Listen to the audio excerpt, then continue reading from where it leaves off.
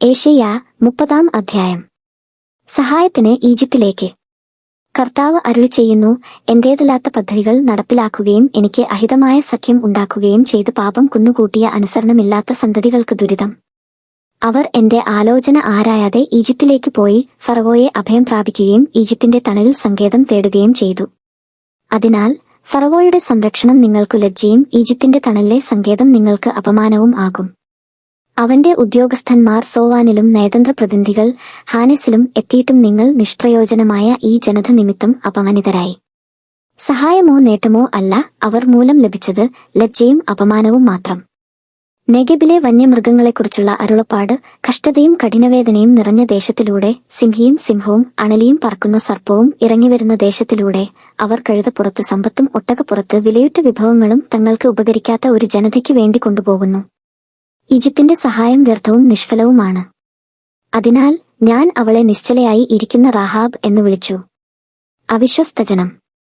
വരും നാളിൽ എന്നേക്കുമുള്ള സാക്ഷ്യത്തിനായി ഇത് അവരുടെ മുൻപിൽ ഒരു ഫലകത്തിൽ രേഖപ്പെടുത്തുകയും പുസ്തകത്തിൽ എഴുതുകയും ചെയ്യുക.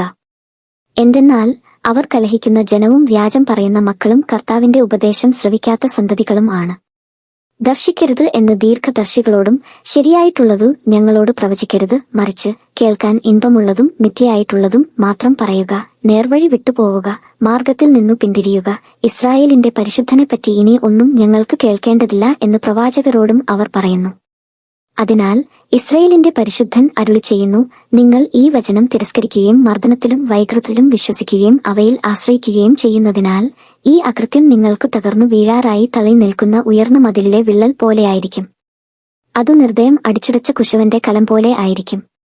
അടുപ്പിൽ നിന്നു തീ കോരുന്നതിനോ കൽത്തൊട്ടിയിൽ നിന്നു വെള്ളം കോരിയെടുക്കുന്നതിനോ ഉപകരിക്കുന്ന ഒരു കഷ്ണം പോലും അതിൽ അവശേഷിക്കുകയില്ല. അതിനാൽ ഇസ്രായേലിന്റെ പരിശുദ്ധനായ ദൈവമായ കർത്താവ് അരുളിച്ചെയ്തു, തിരിച്ചുവന്ന് സ്വസ്ഥമായിരുന്നാൽ നിങ്ങൾ രക്ഷപ്പെടും. സ്വസ്ഥതയും ആശ്രയവും ആയിരിക്കും നിങ്ങളുടെ ബലം. എന്നാൽ നിങ്ങൾ അങ്ങനെ ആയിരിക്കുകയില്ല. നിങ്ങൾ പറഞ്ഞു, ഇല്ല, ഞങ്ങൾ കുതിരപ്പുറത്ത് കയറി ശീഘ്രം സഞ്ചരിക്കും. അതിനാൽ നിങ്ങൾ വേഗം അകന്നു പോകും. ഞങ്ങൾ ശീഘ്രതയുള്ള പടക്കുതിരയുടെ പുറത്തു സഞ്ചരിക്കും എന്ന് നിങ്ങൾ പറഞ്ഞു. അതിനാൽ നിങ്ങളെ പിന്തുടരുന്നവരും അതിവേഗമായിരിക്കും വരിക. ഒരുവനെ പേടിച്ച് 1000 പേർ ഓടും. 5 പേർ ഭീഷണിപ്പെടുത്തിയാൽ നിങ്ങളെല്ലാവരും ഓടും. നിങ്ങളിൽ അവശേഷിക്കുന്നവർ മലമുകളിലെ കൊടിമരവും കുന്നിൻമുകളിലെ ചൂണ്ടുപലകയും പോലെ ആയിരിക്കും. അതിനാൽ നിന്നോട് ഔദാര്യം കാണിക്കാൻ കർത്താവ് കാത്തിരിക്കുന്നു. നിന്നോട് കാരുണ്യം പ്രദർശിപ്പിക്കാൻ അവിടുന്ന് തന്നെ ഉയർത്തുന്നു. എന്തെന്നാൽ കർത്താവ് നീതിയുടെ ദൈവമാണ്. അവിടുത്തേക്ക് വേണ്ടി കാത്തിരിക്കുന്നവർ ഭാഗ്യവാന്മാർ. ജനത്തിന്റെ മാനസാന്തരം. ജെറുസലേമിൽ വസിക്കുന്ന സിയോൻ ജനമേ, ഇനിമേൽ നീ കരയുകയില്ല. നിന്റെ വിലാപസ്വരം കേട്ട് അവിടുന്ന് കരുണ കാണിക്കും. അവിടുന്ന് അത് കേട്ട് നിനക്ക് ഉത്തരമരുളും. കർത്താവ് നിനക്ക് കഷ്ടതയുടെ അപ്പവും ക്ലേശത്തിന്റെ ജലവും തന്നാലും നിന്റെ ഗുരുനിന്നിൽ നിന്നു മറഞ്ഞിരിക്കുകയില്ല. നിന്റെ നയനങ്ങൾ നിന്റെ ഗുരുവിനെ ദർശിക്കും. നീ വലത്തോട്ടോ ഇടത്തോട്ടോ തിരിയുമ്പോൾ നിന്റെ കാതുകൾ പിന്നിൽ നിന്ന് ഒരു സ്വരം ശ്രവിക്കും, ഇതാണ് വഴി, ഇതിലേ പോവുക. അപ്പോൾ നിങ്ങളുടെ വെള്ളി പൊതിഞ്ഞ കൊത്തുവിഗ്രഹങ്ങളെയും സ്വർണം പൂശിയ വാർപ്പു വിഗ്രഹങ്ങളെയും നിങ്ങൾ നിന്ദിക്കും. ദൂരെ പോകുവിൻ എന്ന് പറഞ്ഞ് നിങ്ങൾ അവയെ മലിനവസ്തുക്കളെന്ന പോലെ എറിഞ്ഞുകളയും. അവിടുന്ന് നീ വിതയ്ക്കുന്ന വിത്തിനു മഴ നൽകും, ധാന്യം സമൃദ്ധമായി വിളയും. അന്ന് നിന്റെ കന്നുകാലികൾ വിശാലമായ മേച്ചിൽപ്പുറങ്ങളിൽ മേയും. നിലം ഒഴുകുന്ന കാളകളും കഴുതകളും കോരിക കൊണ്ടും പല്ലികൊണ്ടും ഒരുക്കിയതും ഉപ്പു ചേർത്തതുമായ വൈക്കോൽ തിന്നും. മഹാസംഹാരത്തിന്റെ ദിനത്തിൽ ഗോപുരങ്ങൾ വീണു തകരുമ്പോൾ ഉന്നതമായ പർവ്വതങ്ങളിലും കുന്നുകളിലും വെള്ളം നിറഞ്ഞ അരുവികൾ ഉണ്ടാകും. കർത്താവ് തന്റെ ജനത്തിന്റെ മുറിവുകൾ വച്ചുകെട്ടുകയും തന്റെ പ്രഹരം കൊണ്ടുണ്ടായ മുറിവുകൾ സുഖപ്പെടുത്തുകയും ചെയ്യുന്ന ദിവസം ചന്ദ്രപ്രകാശം സൂര്യന്റെ ശോഭ പോലെയും സൂര്യപ്രകാശം 7 ദിവസങ്ങളിലെ പ്രകാശം ഒന്നിച്ചായിരുന്നാലെന്നപോലെ 7 ഇരട്ടിയും ആകും. അസ്സീരിയയ്ക്ക് ശിക്ഷ. അവിടുത്തെ കോപം കൊണ്ട് ജ്വലിച്ചും കനത്ത പുക വമിച്ചും കൊണ്ട് ഇതാ കർത്താവിന്റെ നാമം ദൂരെ നിന്നു വരുന്നു. അവിടുത്തെ അധരങ്ങൾ രോഷാകുലമാണ്, അവിടുത്തെ നാവ് ദഹിപ്പിക്കുന്ന അഗ്നി പോലെയും ആണ്.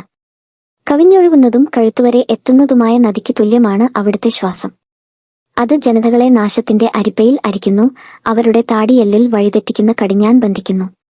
ഉത്സവരാത്രിയിലെന്ന പോലെ നിങ്ങൾ ഗാനമാലപിക്കും.